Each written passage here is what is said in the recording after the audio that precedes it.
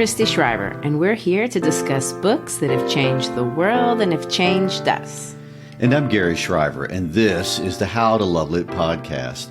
This episode and next, we are discussing the poetry and the life of the Victorian poet Christina Rossetti. Rossetti first rose to notice in London in 1862 with the publication of a wildly popular collection of poetry called Goblin Market and Other Poems. Her poem, Goblet Market, is a narrative. It's a fairy tale about two sisters who meet goblins in a market, as the name suggests, and is still one of her most famous pieces to this day. But Goblin Market isn't her only piece or her only famous piece. Rossetti's works are everywhere. In her day, she was one of the most widely read writers of religious verse, and today is still regarded as one of the major religious poets of the English language. But that's not all. She wrote children's poetry, over 1,000 poems, and more than 8 volumes of prose. She wrote sensuous poetry. She wrote over 600 sonnets. She wrote about love, about death, about everything, and probably her most famous piece that people know or have heard of is A Christmas Carol, but they didn't know that she wrote it. She called it A Christmas Carol, but we know it as In the Bleak Midwinter. Now, Christy, you say you like her because she's easy to understand. Unlike a lot of poets, she uses simple words and simple rhymes and simple phrases, and this, of course, is true. But as simple as her phrases are and as easy to understand as they are, there is something that is quite sophisticated and that the ideas themselves are dense. I mean, nothing I've read by her comes across as cliche. She voices many conflicted and even painful ideas that can be understood as being about whatever was happening in Victorian England, but also what happens all over the world amongst all of us.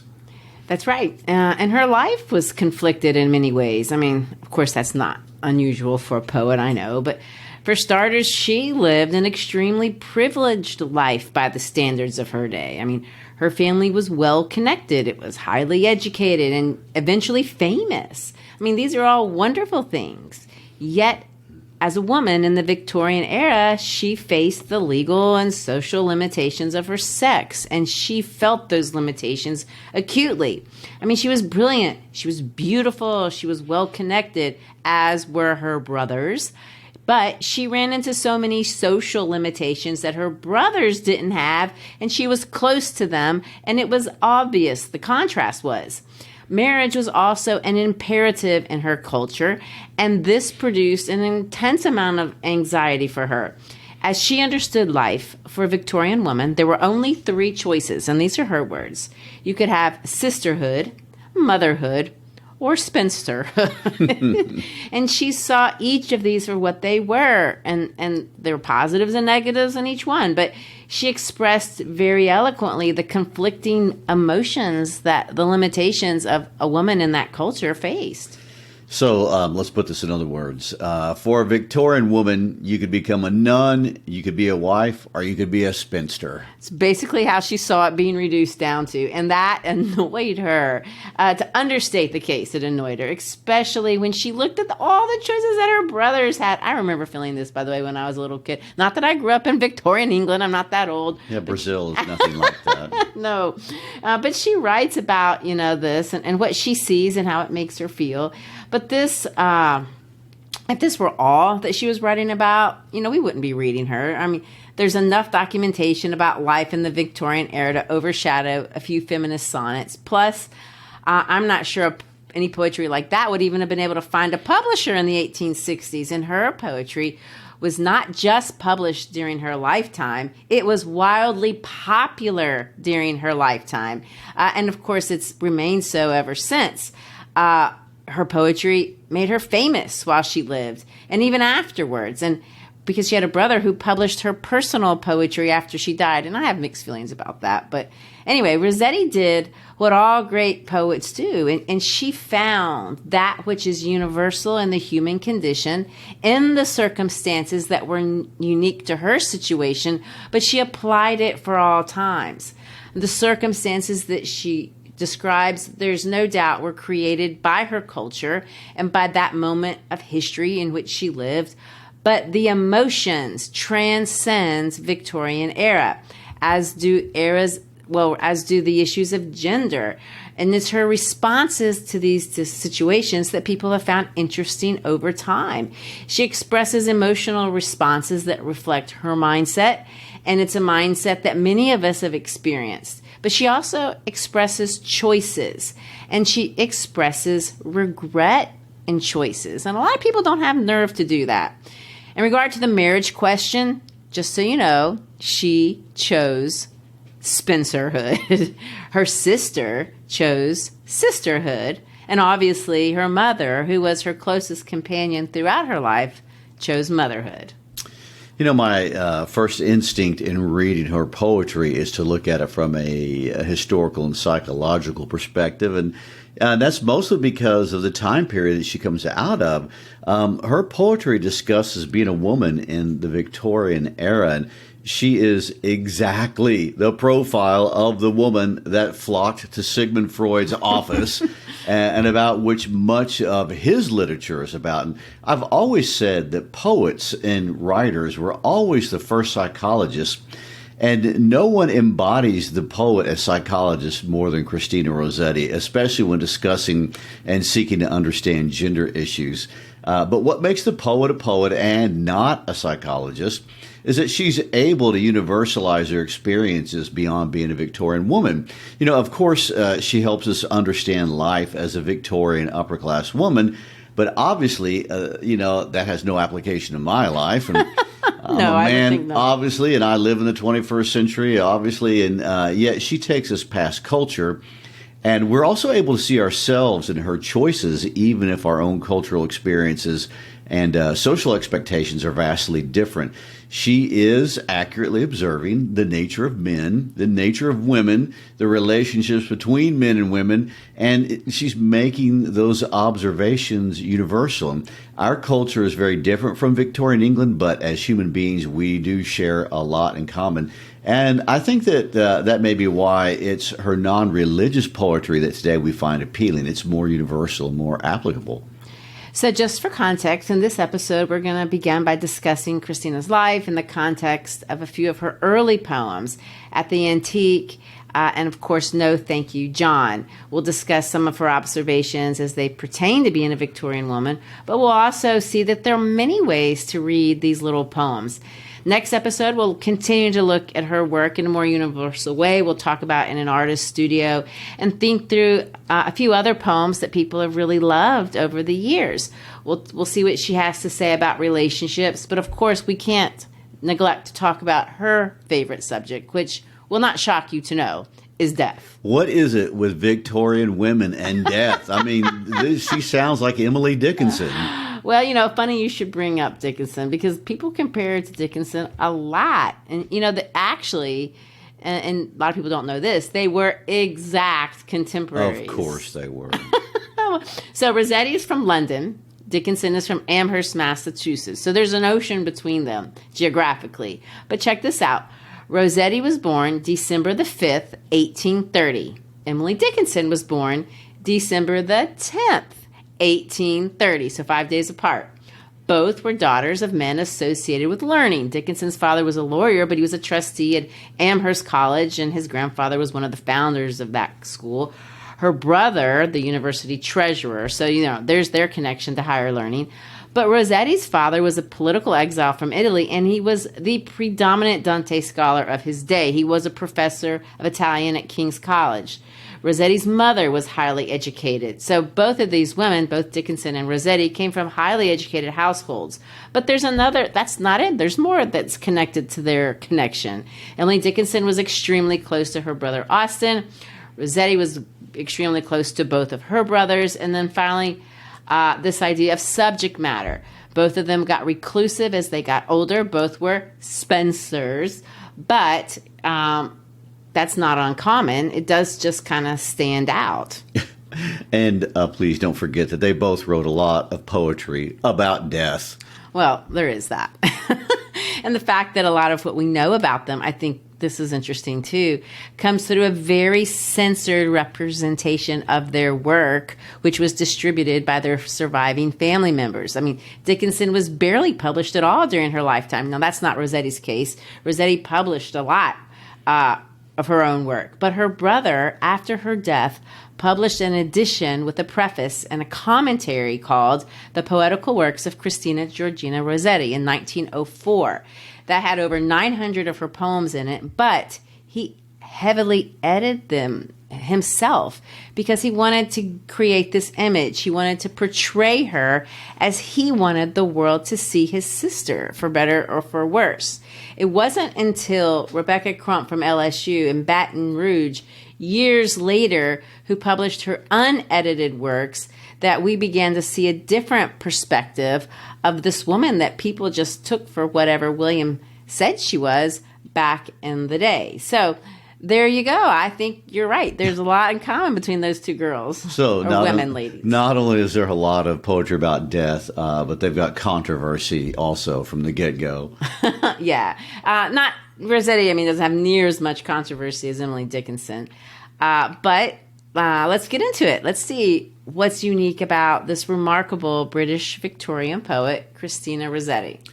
So, Christina Rossetti's family as a whole is remarkable, honestly. You mentioned her father being a revolutionary and a scholar, and that's true. But her mother's also a very remarkable woman. Frances Rossetti, Christina's mother, was a brilliant and highly educated woman who married this Italian exile and raised 4 children who all became successful in academic powerhouses. She was an educator in her own right and founded a school after her husband became too sick to work. But even before she did that, she homeschooled all of her children. Before the boys went to boarding school, but she was the sole educator of her daughters. And to her great credit, all 4 of her brilliant children were published authors during their lifetimes. And Maria became a governess by trade and then a nun, but among other things, printed multiple works on Dante and various translated works from Italian and religious essays. And William was a highly successful literary critic and the editor of Christina's work after her death, as we mentioned. Dante Gabriel, very well known to this day, most notably as a pre-Raphaelite painter and founder of what is mostly an art movement called the Pre-Raphaelite Brotherhood. But last but not least is the baby of the family, Christina, who you would be surprised to know, or she would be surprised to know that her work has outlasted her fiery and flamboyant brother's work, and her work is really more acclaimed even than his. I think you're right. They'd both be surprised to know that that's how, history has portrayed him. But to Dante's credit, I think he would be proud of his sister. He did a lot to encourage her as a writer. They really were academic peers from the get-go. It's documented. They competed academically as children growing up. For example, and I think this is a cute example, they played a sonnet writing game known as Bouts Rhyme. And I really am thinking about having my kids do this year in school. What they would do is they would each write a sonnet based on 14 preset end words following a specific Petrarchian rhyme scheme. So they'd have the words that the lines had to end with, and one would be the octave and one would be the sestate. And the object of the game was to see who could do the fastest and come up with the best sonnet in under 10 minutes. So that's fun. But more significantly than a rhyme game, her brother Dante Gabriel convinced Alexander Macmillan in 1861 to publish 3 of her poems in his magazine. One of them was called Uphill, and that poem in particular received quite a bit of attention. The success of those poems and the prodding of her brother's insistence opened the door for that same publishing house to publish the work that made her famous, Goblin Markets and Other Poems, like you mentioned before, the very next year. Dante Gabriel not only helped her get that publisher on board, but he contributed to the book by providing illustrations. And that, it was a fairy tale. It wasn't for kids, but it was a fairy tale looking book. It's part of what made it a big hit, and it got her the fame. Goblin Market is still a very, very famous piece. And we're not going to read it because it's too long. But before we get into the other works, and because she's got plenty of works that are well known, I want to introduce a conversation about poetry in general, but I think it specifically applies to her poetry. And we think of poetry like this, but I want to talk about it in this way. There are so many different ways to read poetry, and we call this looking at it through different lenses. We think of lenses as, different pairs of glasses. You put on red glasses, things look red, that kind of thing. But when you read anything, you have to decide how important the context is in regard to the thing you're reading.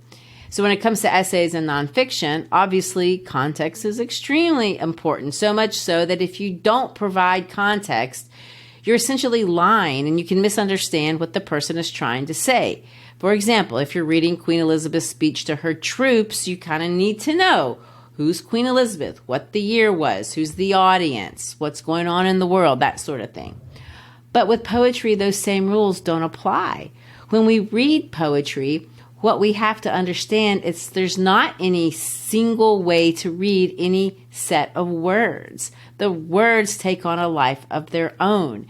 And readers of poetry really don't even agree on how different people should read these different words. How do we understand what a poet writes? So there's this idea that it's good to know the poet, because the poet obviously is writing out of the context of their life. So there's the thought that when you read a piece of poetry, it's good to know the years in which they lived, the gender, what they were writing about, that sort of thing. In 1959, a poetry critic started out using the word confessional poetry. That's what he said some poems were, talking about the situation, making a confession about what's going on. That's the nature of the poem. So that's one way to read poetry.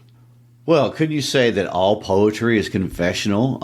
It's what the writer is experiencing. It's about their world and their culture and their circumstances. And so if you know those things about the poet, can you then better understand really what they're trying to say? For sure. And that is just one lens to look through. But there's the perspective of the different kind of critic who says that that's a narrow way to understand art of any kind. First of all, sometimes the poet isn't always the persona in the poem. And sometimes this is obvious. You can tell that they're not writing from their own perspective. Think about a dramatic monologue, and they're writing from the perspective of, a clearly different person, a cat in the room or something like that. I'm not talking about that, though. Sometimes what happens, and we can see this in Rossetti's poem, is that you can interpret it as a confessional and understand it one way, but then you can look at it as not confessional, and then that's a different way entirely to understand the poem.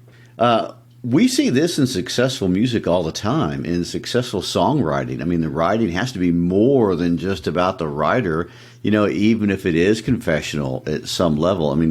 For example, Keith Urban wrote one of my favorite songs, Somebody Like You, for his girlfriend at the time. And, it was a complete fail as a confessional poem. And she called him a hypocrite, but that song became a hit song because it meant more to other people about their relationships than it did to him in his own relationship. And, this, of course, is what's given Taylor Swift 2 decades of success. And if Taylor Swift writes only about her cruel summer, she may feel better. But when she sings about our cruel summer, she's got a hit, and she's done that over and over again for 20 years. And, the same with any artist. When Dolly Parton begs Jolene not to take her man or vows that she'll always love you, she's voicing our emotions and the situations we walk through. So the words she's saying are much bigger than any one person's experience. Yeah, and I think that's what I mean about poetry as well, even Victorian poetry. So what I mean, people are going to say that the poems that we're reading are confessional, and we can look at them as being confessions about her, what she was going through. Other people say, no, it's not about her. And some people say, well, it just doesn't matter who it's about. We should look at the words themselves and not even think about the time or place that they were written. So, do you have an opinion on this issue? Yes. My opinion is yes. Okay. I think all of those are good. I like it when I know what inspired a poem. I'm interested to know that, Keith Urban's girlfriend at the time didn't work out, but he wrote a song for her. I mean, that's interesting. But let's talk about the women in Victorian England, because that's obviously the context here. And so I also think understanding a little bit about what women were going through in Victorian England is interesting, and it gives me a perspective on this poem. I can use that perspective and look at it one way, or I can change and think of it in a different way. But let's look at it that way first, because I do think that's interesting. So, Gary, tell us, historically, what was it like to be a woman in Victorian England? Oh, that's a loaded question. Why do I feel like I'm walking into a trap? I don't know. As a man, I feel I'm setting myself up for some criticism right here. Women had very few legal rights during this period. They could not vote, could not divorce, could not own property, and had very few employment opportunities. And for the most part, they were confined to the home. And the ideal state for a middle or upper class woman, as expressed by the patriarchal culture of the day, was indisputably motherhood. Every other condition of womanhood was considered inferior. And during this period, the ideal woman was expressed best by the male poet Coventry Patmore in his famous poem, The Angel in the House. The ideal woman was a woman who was a devoted wife and mother who spent her days solely in the creation of a perfect home for her family. And, now... I'm not as verbalized by the man. Now, I'm not saying women shouldn't want to be devoted wives and mothers. In fact, I consider you to be a devoted wife and mother. Thank you, darling. But the ideal Victorian woman was one where the only thing a woman was allowed to want in life was to make her husband happy, nothing else. And if she subsumed herself in her husband, then she was the angel. She was a beacon of moral authority. And, let me read you a small excerpt from his famous and often quoted poem that expressed exactly what ideal womanhood was to look like at this time period. Man must be pleased, but him to please is woman's pleasure. Down the gulf of his condoled necessities, she casts her best, she flings herself. She loves with love that cannot tire, and when, all woe, she loves alone, through passionate duty love springs higher, as grass grows taller around a stone. It goes on, but I think you get the idea. So she casts her best, she flings herself. I can see it. Do I detect mockery in your voice over there? So you can see that most women today, and I would argue women in those days, found this role quite confining to the point of depressing. But then there's this idea of what a woman was not supposed to be. And that was what they called a fallen woman, So you're either an angel or a fallen woman. Well, yeah, that dichotomous view doesn't work very well. So, a fallen woman is a woman who had sex outside of marriage, and this indiscretion resulted in a child. So a fallen woman could be a prostitute, but not necessarily. And a fallen woman was thrown out of society. She was not to be employed, except perhaps maybe as a prostitute. And she was not to be employed in good society. In fact, she was not to be allowed in good society. And, other women were not to associate with her at all because she was a fallen woman. And so the Victorian age made it simple. It's a very simple dichotomy. You should be an angel, and you should never even be or even associate with a fallen woman. And so we see Rossetti's works are very much reacting to this dichotomy. And actually her whole life was a reaction to this. First of all, she identifies the complete unfairness of this because she has two brothers and they live quite wild lives. I mean, Rossetti lives in a world full of men who are associating with fallen women, especially her beloved brother, Gabriel Dante Rossetti. He's successful and well received in society everywhere, but it goes deeper than that. There's no evidence that Christina wanted to be this wild woman and live a wild, reckless lifestyle herself. She might have, I don't know. It's just that she was aware of these double standards and the limitations that's putting on her. And this, among other things, especially this pressure to find a husband, created a tremendous amount of pressure and anxiety at an early age. And by age 14, Christina suffered what has been described by biographers, and I'm going to use their terminology, a severe nervous breakdown.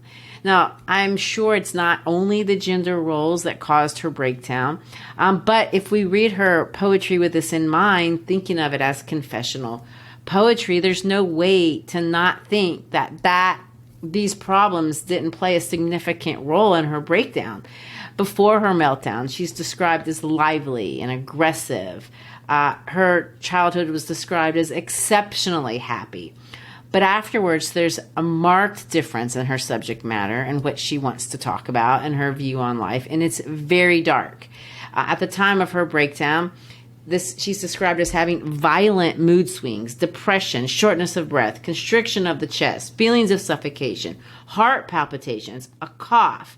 And her family reacted to this. I mean, they called in the best doctors of England, the Queen's doctors. She had access to the Queen's personal gynecologist. She had access to Sir William Jenner. That's a famous doctor, Queen Victoria's personal physician who actually treated Rossetti for 40 years.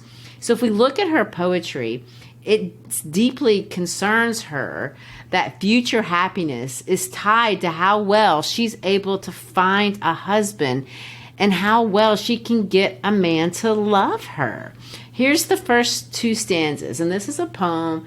We don't need to read the whole thing to get the idea, but she wrote this poem at age 17, and it's titled The Novice. I love one, and he loveth me. Who saith this? Who deemeth this? And is this thought a cause of bliss, or source of misery? The loved may die, or he may change, and if he die, thou art bereft, or if he alter, naught is left save life that seemeth strange.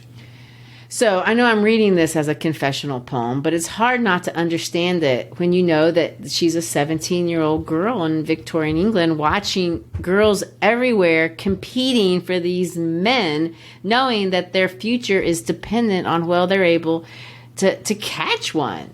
The year she wrote this poem, Christina herself got engaged to one of her brother's pre-Raphaelite buddies. They were friends, a man by the name of James Collinson. They were buddies, they were friendly, but there's strong evidence that they weren't really compatible, and she didn't love him. They were engaged for 2 years. She broke it off. The reason was religion. But during the same time, her father got sick and had to retire from his university position. Her family, because of that, didn't have a regular income. Her mother started a day school to support the family. Christina tried to help her mom, but she kept getting this sickness. And so these mystery symptoms kept her from really working. Her father died. She tried to be a governess. She hated it. Then she started having these mysterious symptoms again. Gary, any thoughts on what's going on? Well, how much time do we have? Oh, a couple of minutes. Well, I've got a few, honestly. Today, when we look at the medical ailments that come from the Victorian era, through our lens of modern medicine and psychology, they look very different to us than they did to those people at the time, especially these ailments that seem to particularly affect women.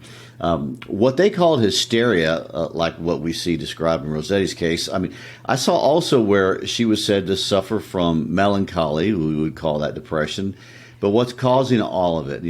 Freud, of course, associated a lot of this with sexuality, and although many people have disagreed with a lot of Freud's conclusions over the years, there's absolutely no denying he was observing patterns that were very real in people at the time. And if you read Christina's biography, it seems there may have been issues of sexuality that affected her during this time period. And regardless of what she may or may not have experienced on a personal level, it seems clear from these symptoms that at the very least she was experiencing what today we would call panic attacks, and it seems she suffered quite a few of them.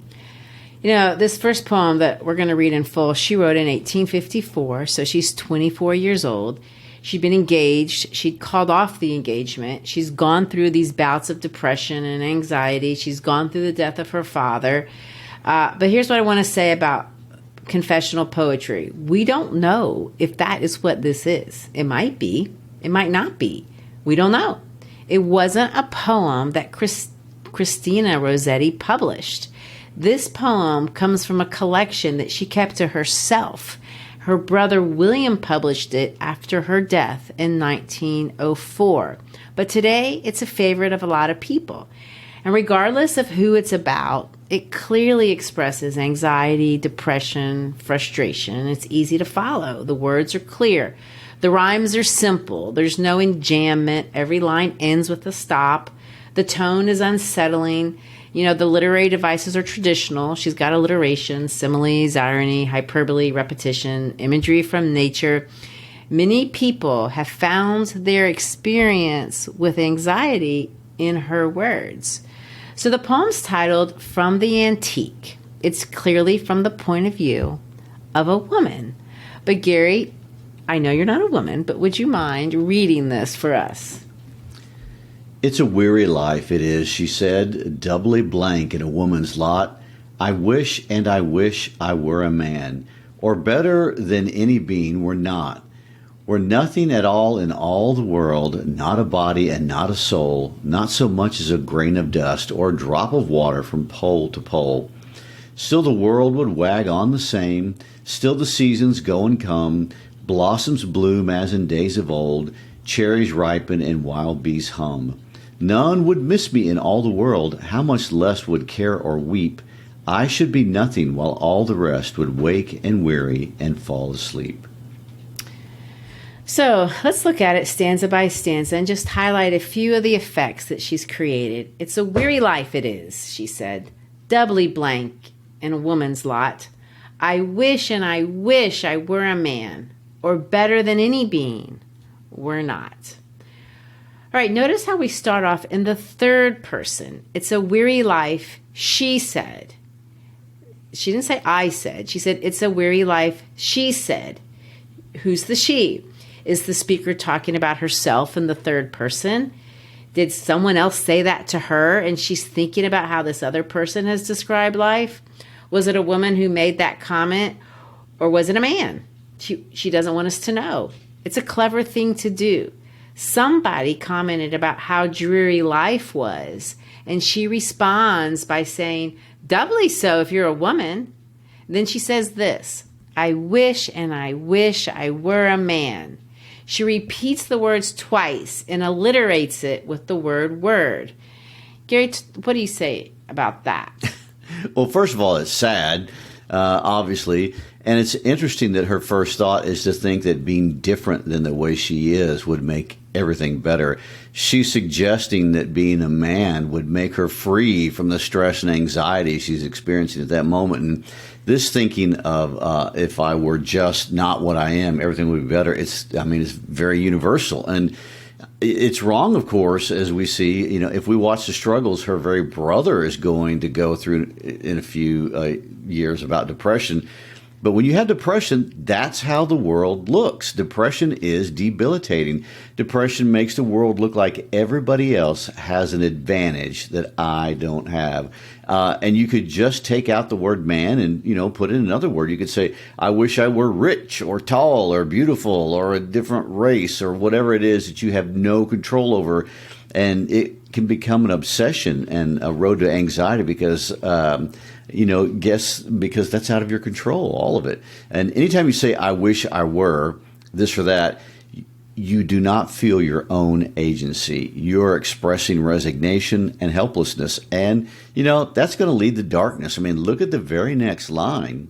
And better than any being we're not. Not to say she didn't have obvious and real challenges, because she did. But what she's expressing here is darkness. She can't see into her own future. She's wishing she were not anything at all. It's better that she were not. That's not a place where you want to find yourself. The rest of the poem is really her putting into words how many feel when they do not wish they were not. To be invisible, not a body, not a soul, not a speck of dust, not a drop of water. Yes, and you can't help notice her use of Christian terms. Soul, that's a Christian term. It's a spiritual essence, and it's mixed with so much negation. The word not is used 4 times, and she uses the word nothing. In the next stanza, we're going to see happy imagery, things that's associated with spring and renewal, but she makes it negative, as if to say, all that is happy is outside of me, and I'm not a participant in that, and I don't even want to be a participant in that. She says the world wags on. That word, I have trouble with my W's. There's a lot of W's. I know. The word wag, it's an interesting choice. I mean, to wag means to move quickly from side to side. You think of a dog's tail as wagging. But another way that we use the word wag, it's an idiomatic expression. Tongues wag. It means gossip. So the world wagging, there's a subtext there. So do you think the subtext here is that she's the subject of gossip? Like I said, it's just one way to think of it. I have in my mind, I've watched too many seasons of Bridgerton, I know. But, the social seasons and all the gossip that's associated with that. And, of course, she did have the failed, engagement. But not, like I said, it doesn't have to be confessional. But her health, that could have been a source of gossip. I mean, it's what's interesting about poetry. Her word choice sends our minds into all these different directions. I mean, I think about if I were in her position and I had turned down a serious proposal and my father had passed away and our finances had gone down and I had suffered a mental breakdown, I would just assume that people's tongues were wagging about me, especially, if I had this famous family, which leads to the last stanza where she says, I should be nothing, while all the rest would wake and weary and fall asleep. So there you go.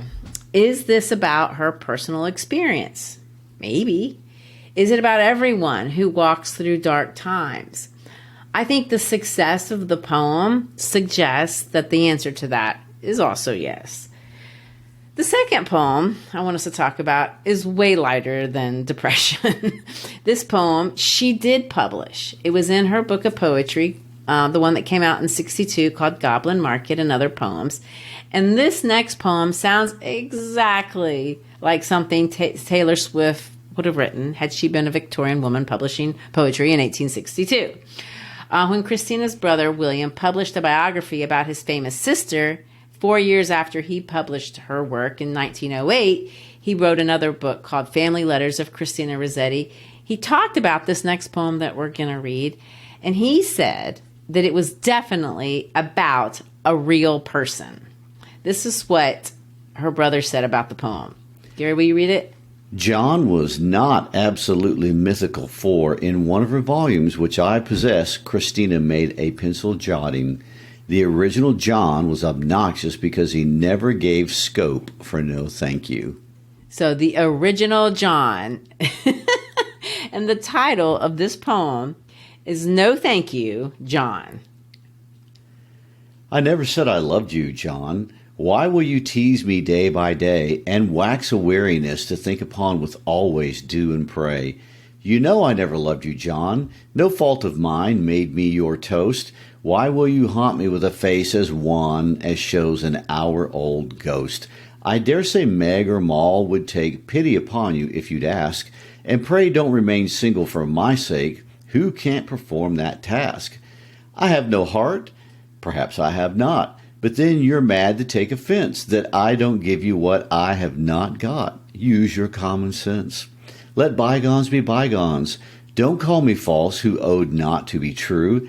I'd rather answer no to 50 Johns than answer yes to you. Let's mar our pleasant days no more. Songbirds of passage, days of youth. Catch at today, forget the days before. I'll wink at your untruth. Let us strike hands as hearty friends, no more, no less, and friendship's good. Only don't keep in view ulterior ends and points not understood. In open treaty rise above, quibbles and shuffling off and on. Here's friendship for you if you like it, but love, no thank you, John. Wow, you know what?